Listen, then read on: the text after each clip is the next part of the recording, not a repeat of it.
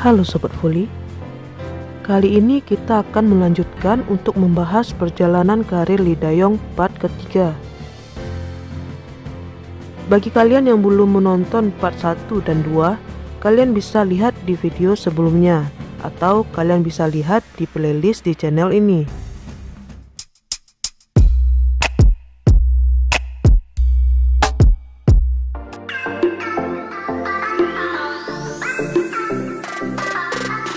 Nah, sekarang kita lanjutkan perjalanan karir Lee Da-yong pada musim 2020-2021. Pada akhir musim tahun 2020, kontrak Lee Da-yong dan Lee Jae-yong telah habis dengan tim mereka masing-masing. Menurut beberapa media, ada beberapa klub yang menawarkan kontrak lebih tinggi dari Hengkuk kepada Lee Da-yong. Di antaranya ada klub asal Lee Da-yong yaitu Hyundai dan juga IBK Altos yang saat itu juga membutuhkan setter. Namun walaupun klub tersebut menawarkan kontrak yang lebih tinggi, tapi Lee Da-yong lebih memilih menandatangani kontrak dengan Hengkuk Life Insurance dengan tujuan agar dia bisa bermain bersama dengan Lee Jae-yong. Pada tanggal 10 April 2020, Lee Da-yong dan Lee Jae-yong langsung menandatangani kontrak dengan Hengkuk segera setelah pengumuman FA keluar.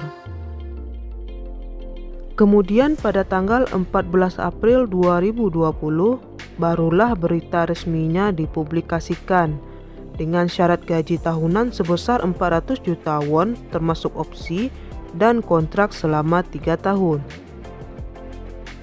Mengawali musim dengan mengikuti KOFO Cup, tim Pink Spider diprediksi akan menjadi kandidat juara tahun tersebut. Namun seiring berjalannya turnamen hingga sampai ke final KOFO Cup, tim lawan menemukan solusi untuk mengalahkan Pink Spiders. Tim Hengkuk menunjukkan kecenderungan menyerang dari sisi kiri. Mereka tidak memanfaatkan opposite maupun center dengan maksimal. Bahkan bisa dibilang center dari tim Hengkuk sangat buruk, baik dari segi serangan, blok, hingga pergerakan pemain tengah tim Hengkuk sangatlah buruk. Lee Da-yong yang merupakan setter utama seperti kehilangan jati dirinya. Pada musim sebelumnya, Da-yong memiliki gaya permainan yang cepat dan sangat memaksimalkan serangan tengah. Namun sekarang, dia lebih sering memberikan bola tinggi dan menjadikan Lee Jae-yong dan Kim Yong-kyung sebagai poros serangan tim. Hal ini bisa dilihat dari persentase serangan tim dari sebelah kiri lebih tinggi. Entah apa yang dipikirkan oleh pelatih Hengkuk dengan menjalankan taktik seperti itu, karena ternyata taktik tersebut akhirnya bisa dibaca tim lawan dan membuat Hengkuk hanya mampu menjadi runner-up pada KOFO Cup 2020. Pada 2 pertandingan di awal musim 2020-2021, Da-yong mampu tampil bagus dan tim Hengkuk mampu meraih kemenangan dengan 3 set langsung. Namun pada pertandingan ketiga di putaran pertama, Hengkuk terlihat kesulitan saat menghadapi Korea Expressway Corporation High Pass. Pada pertandingan tersebut, Da-yong mengalami kesulitan dan tampil kurang baik, sehingga pada set ketiga dia digantikan oleh Kim Da-sol. Masuknya Kim Da-sol membawa angin segar bagi tim, dan akhirnya mereka bisa meraih kemenangan dengan skor 3-2. Hengkuk mampu mendapatkan hasil bagus dengan 10 kemenangan beruntun pada putaran pertama dan kedua. Memasuki putaran ketiga, pada pertandingan melawan JS Caltech, cedera Lucia menyebabkan Hengkuk harus bermain tanpa pemain asingnya dan digantikan oleh Kim Mi-yeon. Hal ini semakin membuat ketergantungan pada Lee Jae-yong dan Kim Yong-kyung semakin meningkat. Namun taktik itu masih belum mampu membuat Hengkuk meraih kemenangan atas JS Caltech. Mereka akhirnya merasakan kekalahan pertama di musim itu.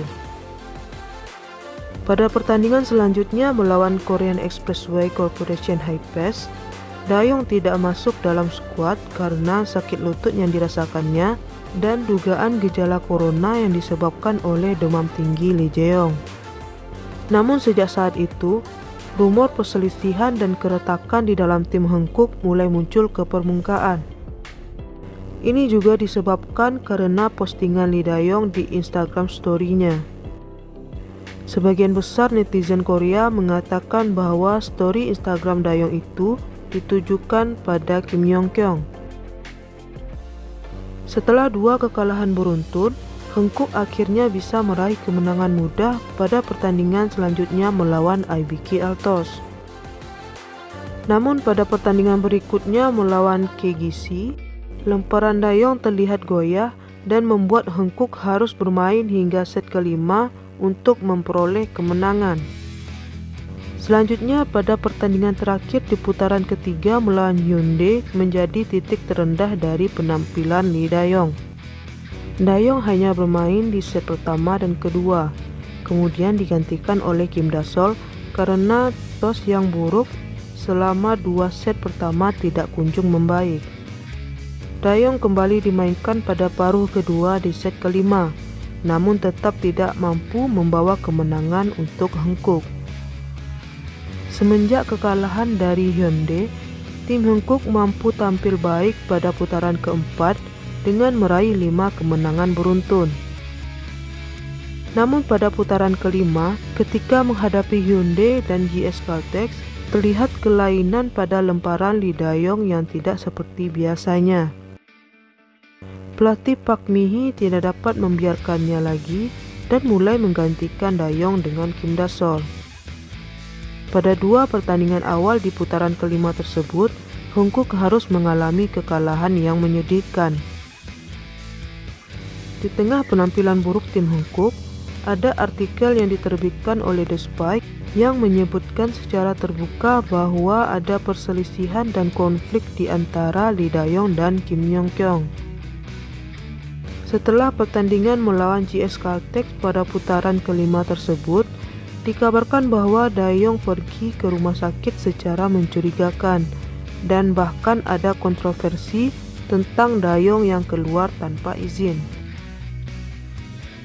3 hari setelah pertandingan melawan JS Caltex, yaitu tanggal 8 Februari, Yonhap News menerbitkan artikel yang melaporkan bahwa di tengah malam pada tanggal 7 Februari, seorang pemain bola voli dirawat di rumah sakit karena pilihan ekstrim untuk mengakhiri hidupnya. Walaupun tidak disebutkan nama pemain voli tersebut, namun dari rumor yang beredar dikatakan bahwa kemungkinan besar pemain tersebut adalah Lee Dayong. Melihat berita yang semakin besar, tim Hanguk mencoba menutupi kasus tersebut dengan memberikan pernyataan bahwa Dayong dirawat di rumah sakit karena sakit perut akut. Kemudian polisi mengumumkan bahwa mereka telah menutup penyelidikan karena tidak ada tindakan yang membahayakan kehidupan. Namun, outlet media besar Korea melaporkan keadaan kasus secara rinci, sehingga kemungkinan untuk pemalsuan artikel sebelumnya sangatlah rendah. Di sini Hanguk Life Insurance tiba-tiba mengubah pernyataan mereka dengan mengatakan bahwa Dayong dirawat di rumah sakit karena stres yang ekstrim, bukan sakit perut. Dengan mengubah pernyataan tersebut, secara tidak langsung pihak klub mengakuinya. Meskipun belum secara resmi terungkap mengapa Dayong mencoba bunuh diri, spekulasi yang beredar adalah bahwa kontroversi perseteruan Lee Dayong dan Kim Yong Kyung mengarah ke atmosfer bahwa itu adalah kesalahan Lee Dayong. Berita ini sangat membuat saya terkejut saat itu. Rasanya tidak mungkin Dayong akan melakukan tindakan ekstrim seperti itu. Walaupun sudah membaca pernyataan resmi dari polisi, saya masih cemas bagaimana kondisi Dayong saat itu. Namun tidak cukup sampai di situ.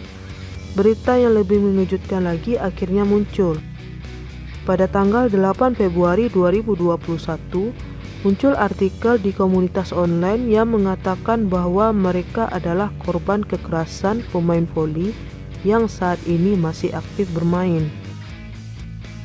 Lalu pada tanggal 10 Februari, artikel tersebut dipindahkan ke komunitas online yang lebih besar, yaitu Pennote, dan akhirnya menjadi viral.